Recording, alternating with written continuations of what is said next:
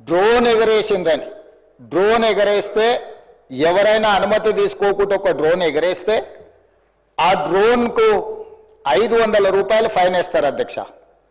కానీ పార్లమెంట్ సభ్యుడిగా, Congress party working ప్రెసిడెంట్గా నన్ను అరెస్టు చేసి జైలుకు పంపించి మామూలుగా దానికి 500 రూపాయల ఫైన్ ఉంటే బిలో 7 years ఉంటే రిమాండ్కే పంపరు, పోలీస్ స్టేషన్ బెయిల్ ఇవ్వాలి.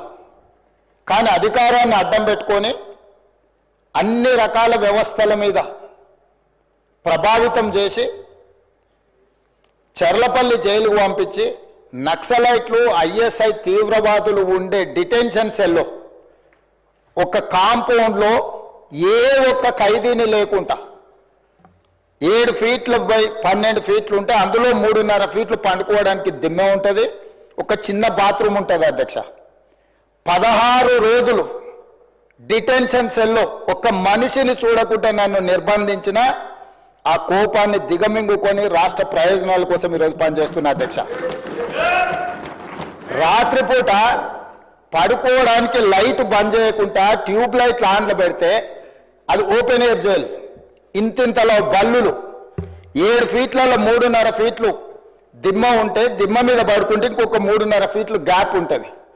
లైట్లు బంద్ చేయకుండా లైట్లు ఓపెన్ పెడితే అధ్యక్ష ఇంతింతలో బల్లులు 20-30 పైన ట్యూబ్ లైట్ ముందు పురుగులు తిరుగుతుంటే, అది ఓపెన్ ఎయిర్ జైలు కాబట్టి పురుగులు వస్తే పురుగులను తినడానికి బల్లులు పరిగెత్తుతుంటే ఏ ఒక్క రోజు రాత్రి కూడా పడుకోకుండా మేల్కతో కూర్చున్న అధ్యక్ష.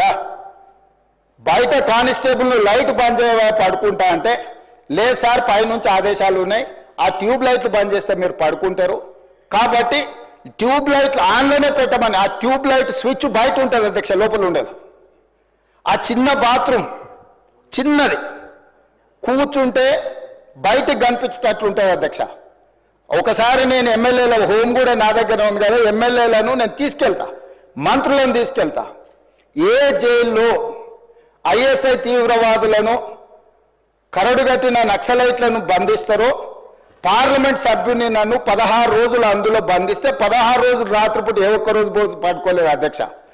పొద్దున పూట బయటకు వదిలినప్పుడు 6 గంటలకు వచ్చి ఖైదీలను బయటకు వదులుతారు కదా అధ్యక్ష, బయట ఒక చెట్టు ఉంటే 16 రోజులు పొద్దున పూట చెట్టు కింద పడుకున్న అధ్యక్ష. అయినా నేను కోపం ప్రదర్శించలే.